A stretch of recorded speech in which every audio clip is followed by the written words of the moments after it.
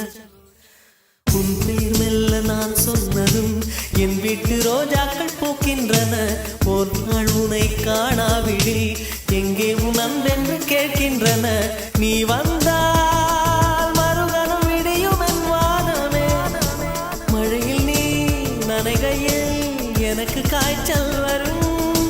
வெயிலில் நீ நடக்கையில் எனக்கு வேலை வரும்.